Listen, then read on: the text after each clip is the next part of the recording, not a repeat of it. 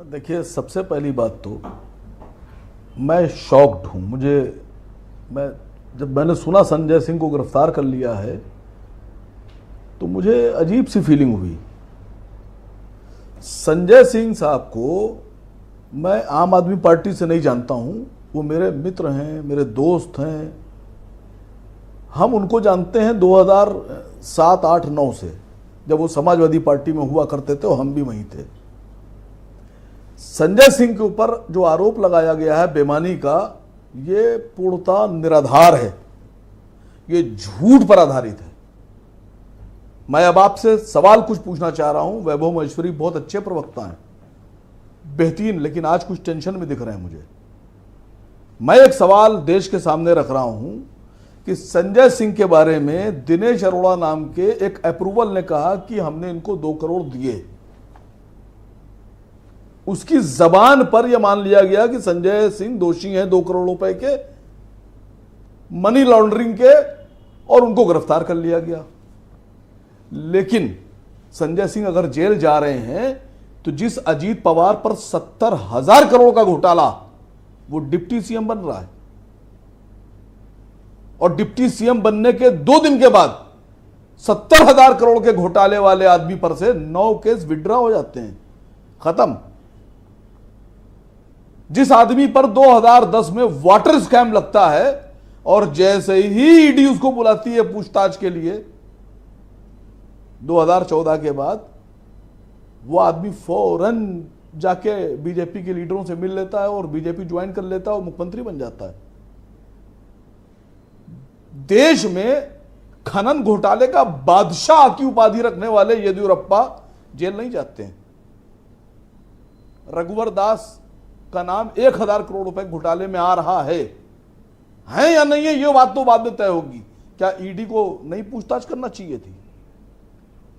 अगर दिनेश अरोड़ा के कहने पर संजय सिंह अरेस्ट हो सकते हैं, उनके छापा पड़ सकता है, तो व्यापम घोटाले के जो मुख्य आरोपी थे डॉक्टर जगदीश सागर, उनकी जो डायरी थी उसमें कुछ नाम लिखे हुए थे। ये दैनिक भास्कर की रिपोर्ट में पढ़ रहा था, उसमें साफ साफ लिखा हुआ है कि उस डायरी में मामा जी नाम लिखा हुआ था। जांच क्यों नहीं हुई?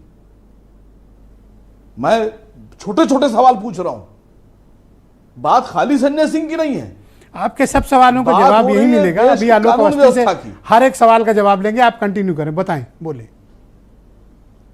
सर, बात कानून व्यवस्था की हो रही है, न्याय व्यवस्था की हो रही है। हमारे देश में, हमारे प्रदेश में समाजवादी पार्टी के एक बड़े नेता आजम खान साहब, देखिए, मैं न समाजवादी पार्टी का प्रवक्ता, ना आम आदमी पार्टी का प्रवक्ता, ना कांग्रेस का, मैं देश की बात कर रहा हूं। इस वक्त देश 2 जगह इस वक्त अगर वोट करेगा, एक एनडीए, एक इंडिया,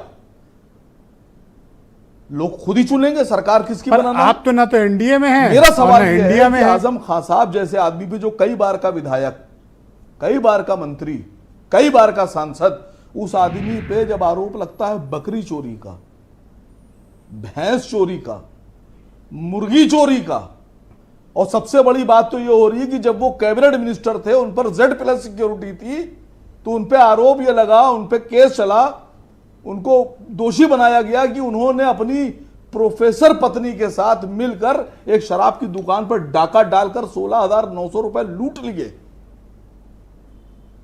Z+ सिक्योरिटी। तो क्या अब आपको इस बात की आशंका है कि जैसे जैसे चुनाव नजदीक आएगा, विपक्ष के और तुम्हारी सिक्योरिटी भी नहीं, डाका कैसे डाला? विपक्ष के और नेताओं को भी टारगेट किया जाएगा? वकार साहब, आपको आशंका है?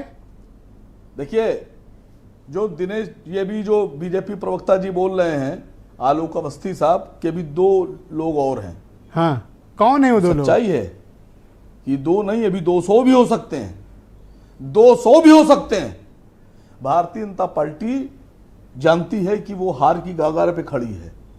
हार से सिर्फ इस तरह बचा जा सकता है कि जो मैदान में उसके अगेंस्ट लोग हों, ताकतवर, उनको गिरफ्तार करके जेल। तो जब आप इतना बैकअप दे रहे हैं संजय सिंह को और अपोजिशन को, लड़ना पड़ेगा। तो आप इंडिया अलायंस में शामिल क्यों नहीं हो जा रहे हैं? या तो आपको पूछा नहीं जा रहा? सर, मैं एक ईमानदार राजनीतिक हूं, मैं एक ईमानदार आदमी हूं, नेता हूं, मुझे इसकी फर्क नहीं पड़ता कि मुझे कौन अपने में शामिल कर रहा है, कौन अपने में शामिल नहीं कर रहा है। मैं जब भी जबान खोलूंगा हक और ईमान की बात बोलूंगा, मैं जब भी जबान खोलूंगा देश हित की बात बोलूंगा। ये इंडिया अलायंस को तय करने दीजिए कि वो हमको लेगी कि नहीं लेगी। डिबेट के दूसरे चरण उनको में आपके ईमानदार बाकी लोग विचारों को चाहिए कि सम्मिलित नहीं करेंगे। चाहिए।